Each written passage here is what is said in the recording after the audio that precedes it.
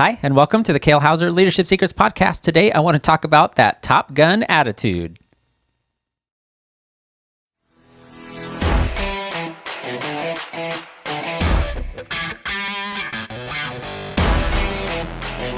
Hello, everyone, and welcome back to the Kale Houser Leadership Secrets podcast. My name is Kale Houser. Thank you so much for joining me today. Hey, it is the end of May. When I'm recording this, I think this will be posting in the next day or two, so it'll be the beginning of June. And I had the opportunity recently, and the big kind of exciting thing that's happening is the new Top Gun movie has come out, Top Gun Maverick. It is, spoiler alert, it is awesome. I highly recommend it, especially if you're somebody of my particular age who grew up in this kind of Top Gun era.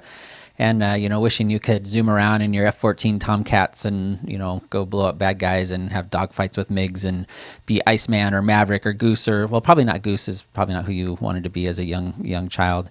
But have that opportunity to, be the best of the best. Top Gun, right, is the whole premise of this movie.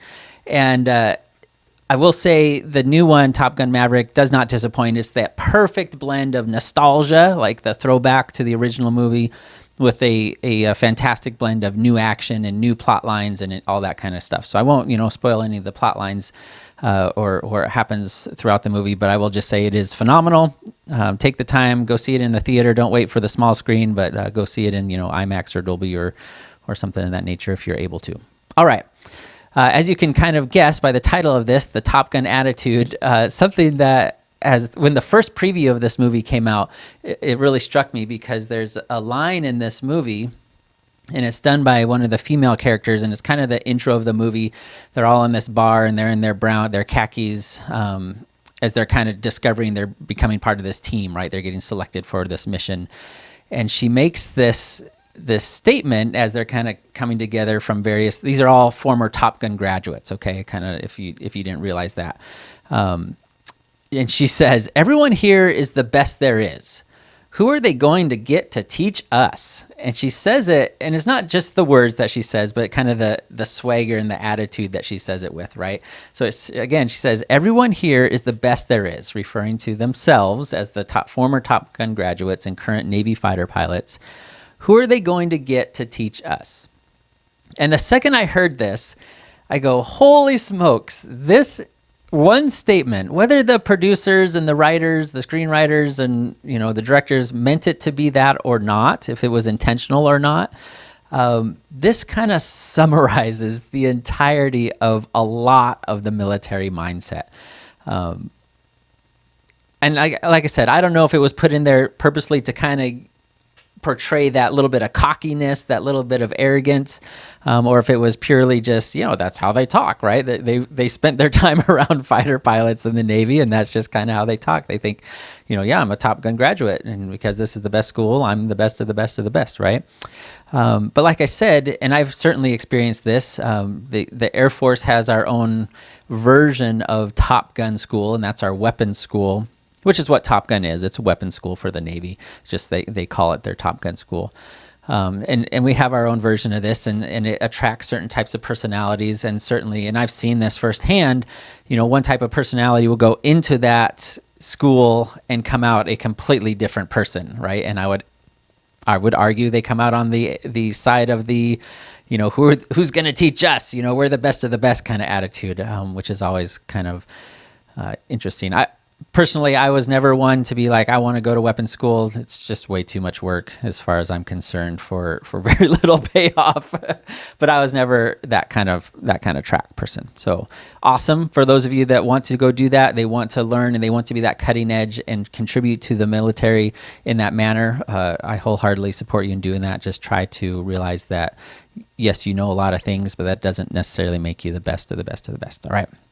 All right, enough ragging on the military and that kind of mindset. But I wanted to bring this up because this is easily, and we see this time and time again in the business world, right? And whether it's by rising in the military sense, by rising in rank, they get their promotions and they do their things on the enlisted sides. They take their tests and they get their evaluations that, say promote now, or on the officer side. Of course, on the officer side, the first couple of promotions are just pure automatic. Shoot, even now, like up to 04, which is major, is basically automatic. That's kind of how the Air Force is hurting right now. And it isn't until you get to the 05 level that you start being a little bit more competitive. But even then, not that much competitive. You're now more competing for like the slots at the 05 level, which is the lieutenant colonel in the Air Force or commander in the Navy. You're competing for the jobs, like the command jobs, but you could still be in 05 and have, that type of responsibility and rank.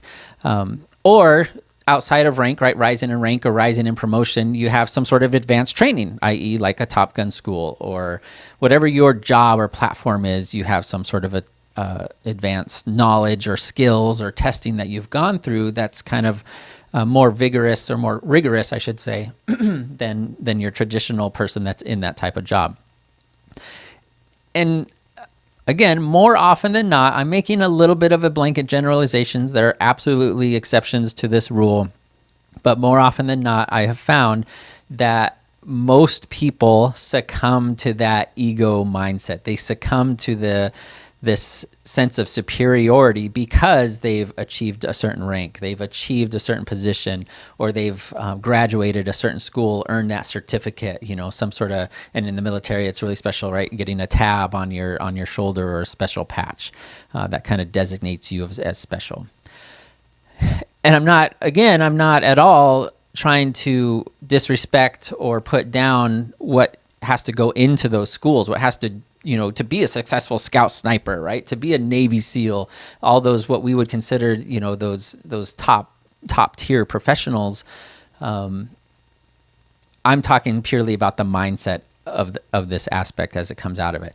And we've seen this, and you can probably pinpoint this in your work history and in your career of seeing people, whether it be, surgeons in a hospital or, even car salesmen, right? You get these awards and accolades because of all the things that you've done. And maybe you get sent to the Ford factory to learn even more about how to sell Fords or, a boat center. I remember I did a young stint in my younger years as a boat salesman. I started out in the parts department and I helped out with service a little bit, and then they needed help with boat sales, during boat show season. And as part of my training, they sent me to literally the boat manufacturer. It was a Bayliner dealership based out of Washington. And we got to go to the Bayliner factory, but not everyone got to, right? It was kind of reserved for, those guys that the company deemed worthy of the investment, right? To pay to go down and do this tour and learn more about the boats themselves, right? There are all kinds of things that you can see, and you have certainly your own examples in your organization and in your industry of how trainings are used to set apart people, whether it be management training, all these types of things, or specific skill training.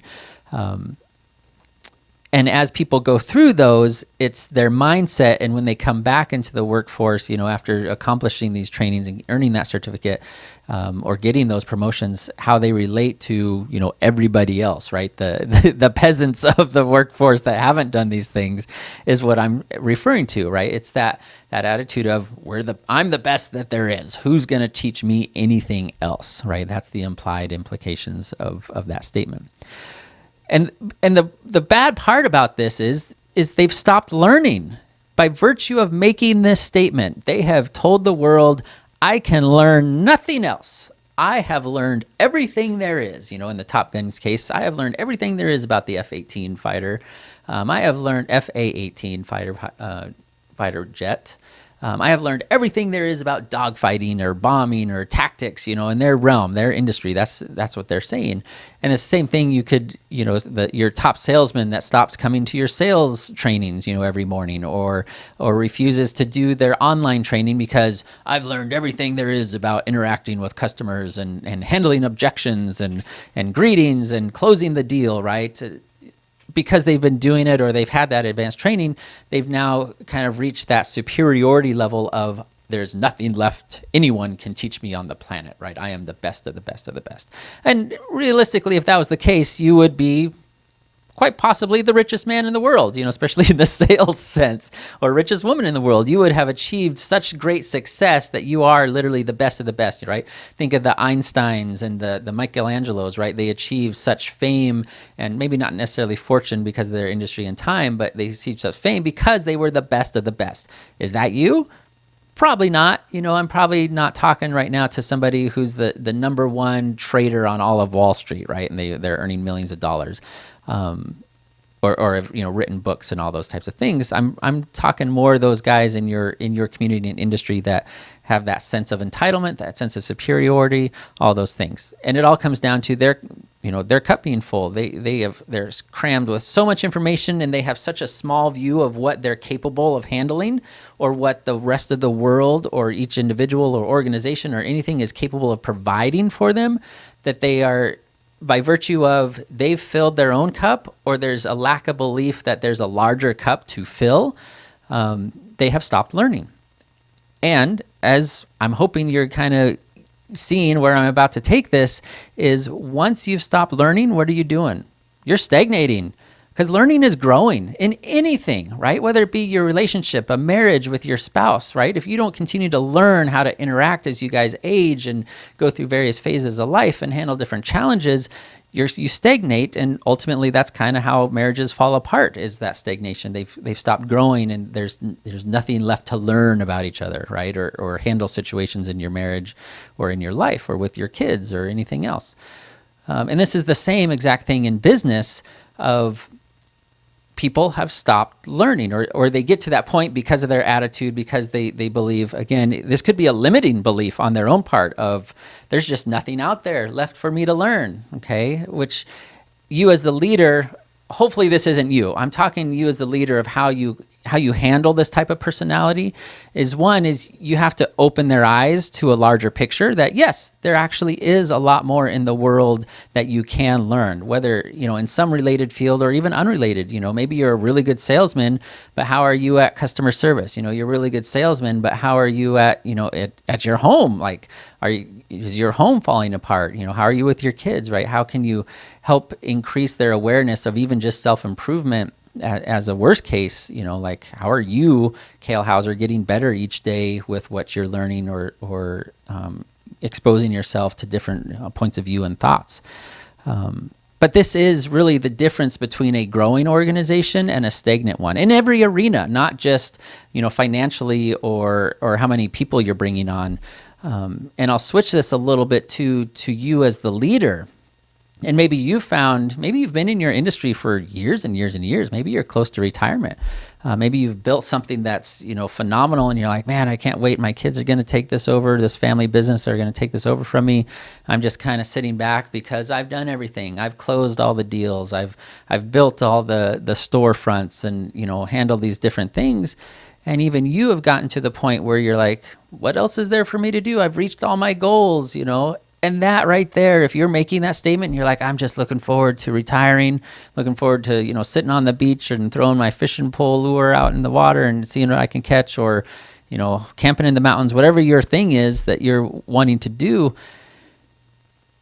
If you've reached that point where I've accomplished everything I want to do, I just want to sit back, then I would argue you now go into, by keeping that level the same, you're now into full-on stagnation. And that's not what we want. That's not what we're called to do as leaders, whether that be a leader in your family, a leader in your business, leader in your community, church, anything like that. We're called to grow, and by virtue of us growing, helping our organization that we have influence over grow. So that's really the takeaway that I wanted to do. Oh, and one last thought, minimum, right? So maybe you are the top nuclear physicist on the planet, right? Maybe you know everything about chemistry, right? But so did people back in the 1900s, in the 1800s, in the 1700s. There were individuals that are like, I know everything there is to know about the sky. I know everything there is to know about the ocean or the mountains, right? They had a limited understanding based on the tools they had to help them understand. So even if you've reached that, you're like, you may be the most respected, biological chemist on the planet, right? But that doesn't mean that you stop learning. That doesn't mean you stop trying to discover and kind of expand your horizons in that way, right? You hopefully you understand that there's more to learn no matter what your field is. All right, so that's enough of that little bit of ranting, but I do want to leave you with one last thought of, even if you are at that level of top salesman, top manager, top producer, whatever that is for your industry, it may be that how you grow is teaching that next generation. How you transform yourself into something better and greater is by transitioning your role instead of the doer as, I'm now the top salesman, is now you are the mentor of the next generation. You are the trainer. You are some sort of other way than just how you produce, helping your organization, right? So maybe, at your church, you've been going to your church for years and years and years and years and years and years. You show up, you do your thing, you do your tithe, you come to the breakfasts and the events, but you've never volunteered, right? You've never served your church. You've never gone in to, help your community when your church has done community projects. Maybe that's time for you to start lending your expertise to the next generation, even, serving at a nursery or something of that nature, right? Or in their youth ministry, whatever that is for your industry. All right. Well, thank you for joining me. I hope that makes sense. Try not to have that Top Gun attitude, right? I'm the best of the best. Who's going to teach me anything? And I will leave this on this final note as a little plug. Top Gun Maverick was awesome. Good job, Tom Cruise, not making it some crazy political woke, like throwing in all these social agendas and everything. It was just good old zoom, blowing things up and, all that kind of stuff with a little bit of knocking cocky people down a peg or two, which was a lot of fun. All right, you guys, no matter where you're at in the world, have a fantastic afternoon. We'll talk to you soon. Bye.